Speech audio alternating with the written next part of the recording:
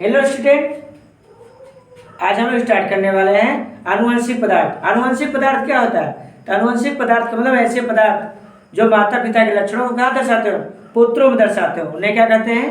उन्हें आनुवंशिक पदार्थ, वंशागत पदार्थ या जैविक घड़ी, ठीक है, या क्या केंद्रक द्रव्य इत्यादि नामों से जाना जाता है। मतलब ऐसे पदार्थ जो माता पिता के लक्षणों को कहाँ दर्शाते हो?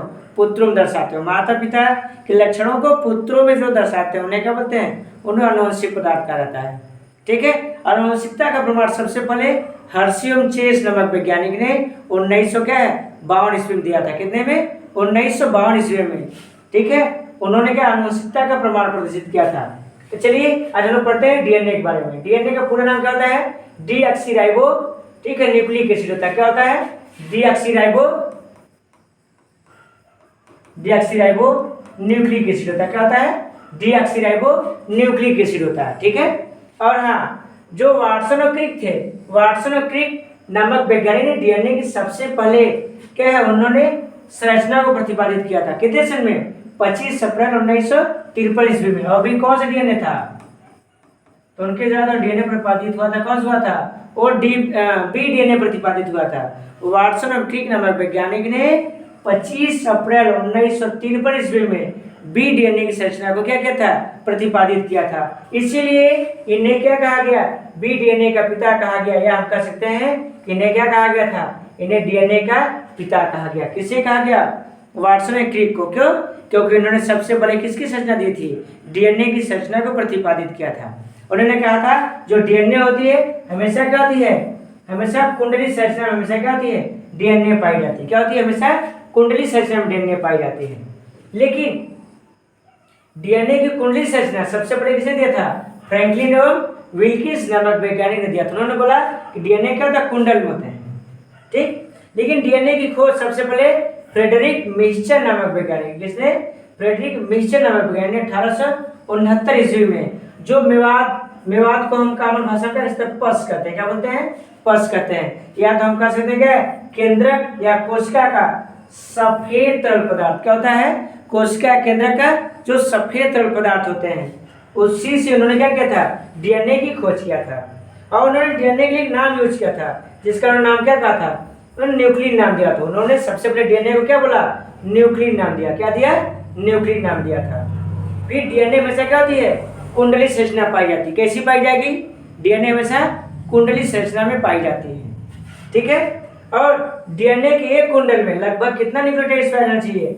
10 न्यूक्लियोटाइड्स पाया जाना चाहिए। ठीक है।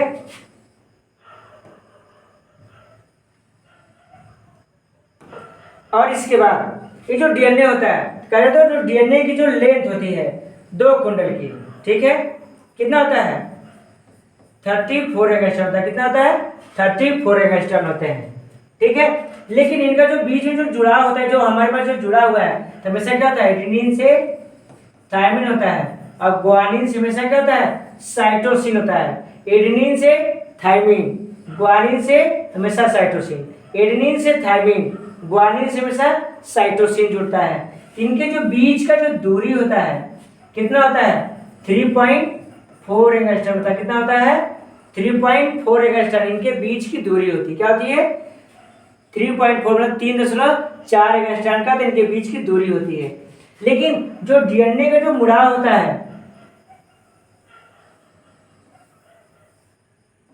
तो जो डीएनए का मुड़ा होता है, तो जो डीएनए की जो मोटाई होती है इसकी कितना होता है? 0.34 एंगस्ट्रॉम होता है। कितना होता है?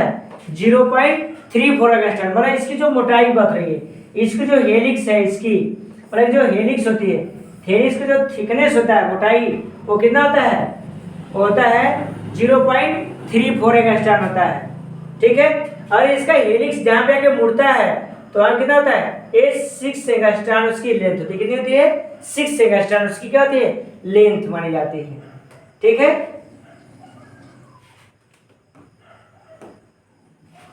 फिर इसके बाद कहा जाता है कि जो डीएनए होती है, तो डीएनए की संपूर्ण लंबाई लगभग कितनी होती है? 25 अरब होता है। कितना होता है? 25 मतलब 2.5 इंटू 10 किलोमीटर इसका लेंथ होता है। कितना होता है? लेंथ होता है 2.5 इंटू 10 किलोमीटर। ठीक है। और 1 ग्राम डीएनए में लगभग कितना सूचना पाई जाती है? 700 टेराबाइट सूचना पाई जाएगी। कितनी? 700 टेराबाइट सूचना पाई जाती है। मतलब कहा जा सकता है कि 1 ग्राम डीएनए में लगभग संपूर्ण ब्रह्मांड की संरचना को क्या किया जाता है? स्थापित या संग्रह किया जा सकता है। ठीक है। अब मानव में लगभग 80 ग्राम से 100 ग्राम तक डीएनए क्या है? एक पाए जाने की अनुमान लगाई गई है। मतलब मानव में कितना ग्राम डीएनए होगा?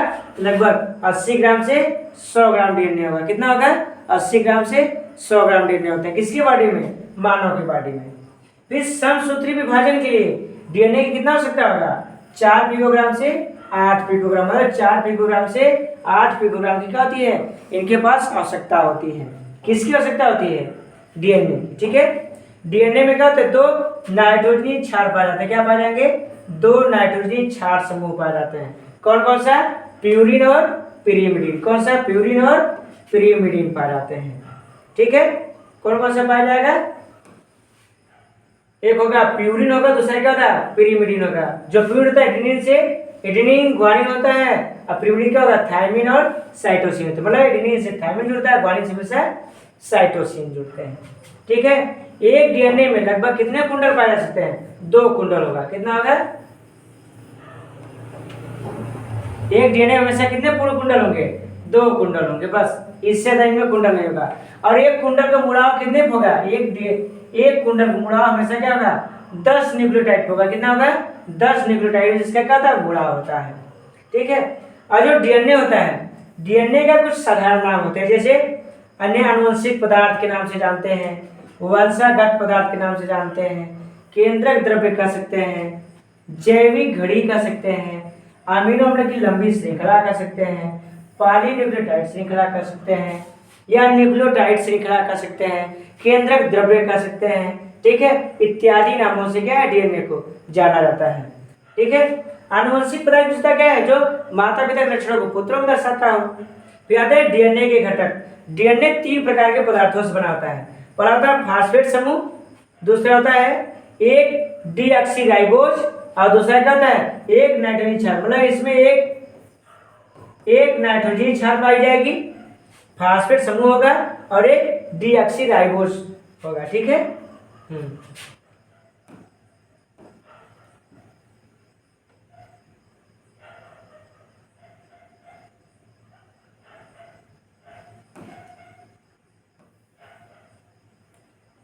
फिर इसके बाद हम आते हैं आकार के आधार पे। किसके आधार पे? आकार के आधार पर डीएनए के प्रकार। आकार के आधार पर डीएनए कितने प्रकार होता है? 2, वृत्तीय डीएनए और रेखीय डीएनए। मतलब ऐसा डीएनए जो क्या हो? जो गोल संरचना में पाई जाए। और कहाँ पाई जाती है? जीवाणुओं में। किसमें? जो जीवाणुओं में पाई जाए। ठीक है। मतलब ऐसा डीएनए जो कहाँ पाई जाए? जीवाणुओं में पाई जाए, तो उसे क्या बोलेंगे? उसे वृत्तीय डीएनए बोलेंगे। क्या बोलेंगे? वृत्तीय डीएनए कहा जाता है। ठीक है। और जो जिसे सपोज मानना है, हमारे पास एक कोशिका है। ठीक है। कोशिका के अंदर एक केंद्रक होती है। ठीक है। एक क्या हो गया हमारे पास? कोशिका झिल्ली हो गया। कोशिका झिल्ली, या हम प्लाज्मा झिल्ली कह सकते हैं, और इसको क्या कह सकते हैं? इसको केंद्रक झिल्ली कह सकते हैं। ठीक है। तो इसके अंदर जो पाया जाए, मतलब कि ऐसा केंद्रक या ऐसा डीएनए जो कहाँ पाया जाए? केंद्रक द्रव्य में पाया जाए। मतलब ऐसा डीएनए जो केंद्रक द्रव्य में पाया जाए, उसे क्या बोलेंगे? रेखीय डीएनए बोलेंगे। क्या बोलेंगे? रेखीय डीएनए। और ऐसा डीएनए जिसके बाहर कोई भी आवरण न हो। क्या हो? कोई भी आवरण न हो। और वो कहाँ पाई जाए? कोशिका द्रव्य में पाई जाए। मतलब कि ऐसा डीएनए जो क्या हो? जिसके बाहर कोई भी आवरण न हो। ऐसा डीएनए या ऐसा आनुवंशिक पदार्थ जो कहाँ पाई जाए? कोशिका द्रव्य में पाई जाए, तो इसको क्या बोलेंगे? इसको वृत्तीय डीएनए कहा जाता है। और इस प्रकार के डीएनए को, मतलब इस प्रकार के डीएनए को क्या बोलते हैं? इस प्रकार के डीएनए क्या बोलेंगे?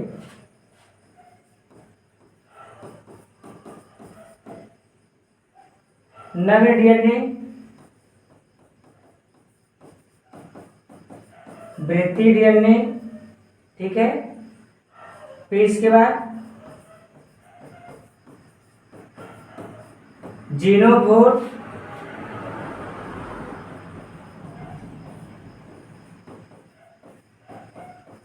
न्यूक्लियाइड्स इत्यादि नामों से जाना जाता है। मतलब ऐसा डीएनए जो स्वतंत्र रूप से कहाँ पाया जाए, कोशिका द्रव्य में। मतलब कि ऐसा डीएनए जो स्वतंत्र रूप से कहाँ पाया जाए, कोशिका द्रव्य में पाया जाए। ठीक है, मतलब ऐसा डीएनए जो स्वतंत्र रूप से कोशिका द्रव्य में पाया जाए तो उसे क्या बोलते हैं, उसे डीएनए, वृत्ति डीएनए, जीनोफोर या न्यूक्लियाइड्स नाम से जाना जाता है। ठीक है, जो रेखी डीएनए होता है ठीक है, जो रेखी मतलब इस तरीके से संरचना जो पाई जाएगी उसे रेखी डीएनए कहेंगे। ठीक है, और फिर संरचना के हिसाब से डीएनए 5 प्रकार का होता है, ए डीएनए, बी डीएनए, सी डीएनए, डी डीएनए और जेड डीएनए। ठीक है, इसको हम पहचानेंगे कैसे, तो पहचानने का सबसे आसान तरीका है, इनके पास जो इस तरीके से जो खंड होते हैं, इस एक खंड में यदि न्यूक्लियोटाइड की संख्या कितना हो, 11 हो, इस खंड में यदि 11 हो तो क्या हो जाएगा, ए डीएनए। किसकी संख्या बात हो रही है,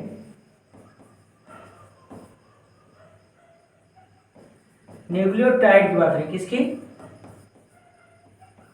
न्यूक्लियोटाइड की बात हो रही है। न्यूक्लियोटाइड यदि 11 है ए डीएनए, यदि 10 है तो बी डीएनए, 9 है तो सी डीएनए, 8 है तो डी डीएनए और 12 है तो जेड डीएनए। तो मतलब इस कुंडल की बात रही, इस कुंडल में। ठीक है, हम इस कुंडल की बात कर रहे हैं। एक कुंडल में यदि न्यूक्लियोटाइड की संख्या, एक कुंडल न्यूक्लियोटाइड की संख्या यदि 11 है ए डीएनए, 10 है तो बी डीएनए, यदि 9 है सी डीएनए, 8 है डी डीएनए और 12 है तो जेड डीएनए होता है। ठीक है, और यहां तक ये राइट हैंडेड होते हैं। क्या होते हैं, राइट हैंडेड होंगे। और कैसे होंगे, राइट हैंडेड और क्लॉकवाइज होंगे। ठीक है, और जेड डीएनए होता है, क्या होता है, लेफ्ट हैंडेड होगा और क्या होगा, एंटी क्लॉकवाइज होगा। क्या होगा, एंटी, कैसे होंगे, एंटी क्लॉकवाइज होंगे। तो उसे क्या बोलेंगे, उसे बोलेंगे जेड डीएनए। ठीक है, यदि इस प्रकार से यदि छोटे छोटे वीडियो यदि पढ़ना हो तो हमारे चैनल को सब्सक्राइब और शेयर करना ना भूलें।